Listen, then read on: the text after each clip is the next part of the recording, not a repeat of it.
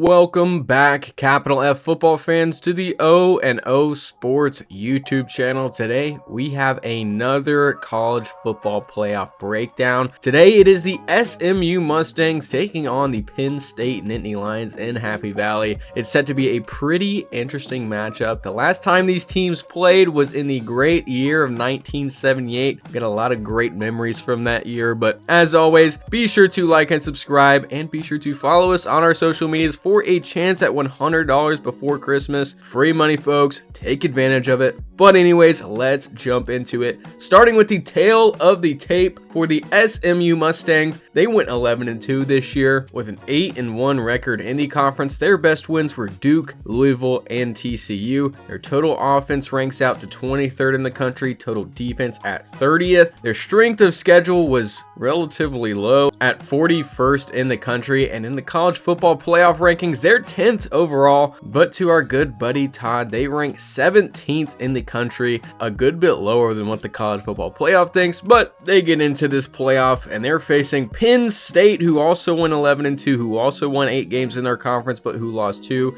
including that last game to Oregon. We're counting that because we feel like it. Their best wins this year are going to be Illinois, Minnesota, and Washington. Total offense, they rank out to 11th. Total defense, they rank out to 5th in the country. Their strength of schedule is significantly higher at 16th. They're 4th in the college football playoff ranking. And to Todd, they are 7th. That's how each of these teams are shaking out. As you can see, a little lopsided in terms of which team has the better stats, has the better rankings. But for your players to watch for SMU on offense, it's going to be the quarterback, Kevin Jennings. Penn State has had some trouble stopping dual threat quarterbacks this year. Think to Will Howard, Dylan Gabriel, and Jennings will be the truest dual threat out of all 3 of those guys. He's had a completion percentage this year of 66% for 3,000 yards, 22 touchdowns, and 8 interceptions with a passer efficiency rating of 156.9. And he's had 93 carries for 379 additional yards, 4.1 yards per carry, and 5 more touchdowns. Pretty solid stats all around, and we know when he's hot, he can be a very dangerous player on the field. Very hard to guard this guy, and that's why we think he's SMU's player to watch on offense. But on defense, it's going to be the linebacker, Kobe Wilson. There's a few guys to choose from on this defense. It was between him, Ahmad Walker, and Jafari Harvey, but we want to highlight Wilson specifically because SMU uses him in a lot of different ways. He can drop back in coverage, he can win on the edge, he can fill gaps in that run game, and he'll need to do all of the above in this matchup against a very multifaceted Penn State offense. This season, Wilson's gone for 50 solo tackles, 6 tackles for loss, 3 sacks, 2 interceptions, a touchdown, 2 pass defenses, and a forced fumble. He's been a true stat sheet stuffer for the Mustangs, and they need him to be again in this one if they want to take some of the pressure off the offense. And moving on to your players to watch for Penn State on offense is going to be the tight end, Tyler Warren. Not too often we point out a tight end, but he's been all over the place this year, a true difference maker in every sense of the phrase. Won the Mackey Award in controversial fashion this year, and essentially served as college football's Taysom Hill this season. He was fantastic, and he's going to be a big part of the offense again this week. Why wouldn't he be? On the year, he's gone 3 of 5 passing for 35 yards and a touchdown. He has 23 carries for 191 rush yards and 4 touchdowns, and then he has 88 receptions for 1,062 yards and 6 touchdowns. Absolutely phenomenal player, and he's going to need to show up again here for the Nittany Lions. Just like their defensive player to watch, defensive end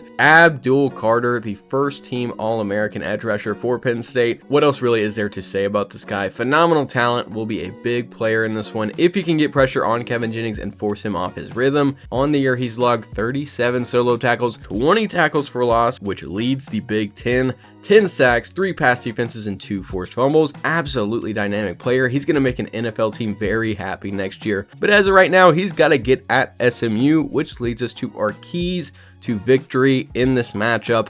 And let's start with SMU. The first thing for the Mustangs in this one will be getting the ball rolling on the ground in this game. They've got a great lead multi-purpose back in Brashard Smith. They've got Kevin Jennings, who we know can tuck it and run when asked to. And they've got a solid change of pace back in LJ Johnson behind Smith. They've been at their best when they're running the ball effectively. And while we know that Penn State's rush defense is stout, we know that teams have been able to put the ball on the ground against them at times this year. They'll need to do that again in this one for their best chance at winning. And then it's the pass rushing game. We saw last week when Drew Allar gets going, that offense gets a lot more dangerous. They're going to need to stop that in its tracks. Can't give him time in the pocket to get heated up. They need to force him outside of the pocket, force him to make decisions quickly, and that way it'll be easier to contain the rushing attack when Penn State inevitably puts the ball on the ground. That's absolutely pivotal here. Drew Allar looked great last week, other than those 2 interceptions, but those backs, Nick Singleton and Katron Allen, kept them in that game and nearly won it for them. Need to cause some disruption there. Can't allow them to rush for 250 plus on you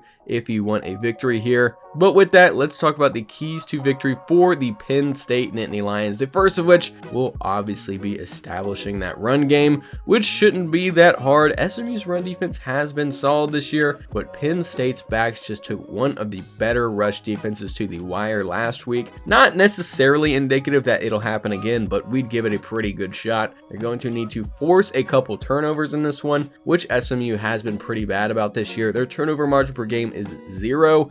They cough the ball up over 1.5 times per game, which is around 100th in the country. And like we said, they need to get the ball to Tyler Warren in open space. Other than your 2 great running backs, he's easily been the best weapon on that offense. There's no need to go away from him here. He can win this game practically by himself on offense, given enough opportunity.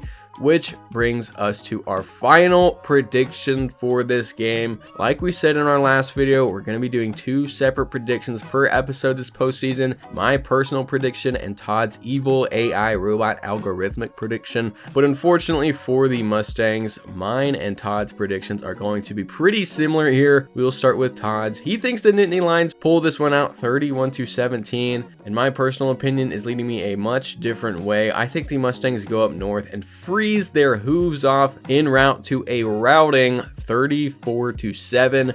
We're calling a big day for Penn State to cap off the second game of the first round of the college football playoff. It's going to be a good one, folks. Be sure to tune in for this one. And as always, thank you for watching. We will see you in our next matchup breakdown. Should be coming tomorrow or Friday. So be on the lookout for that. And be sure to hit the subscribe button and follow our other social medias for a chance at 100 free US dollars. Literally free money. Go down to our social media pages and look at the rules of entry. Couldn't get any easier. And we will see you in the next one.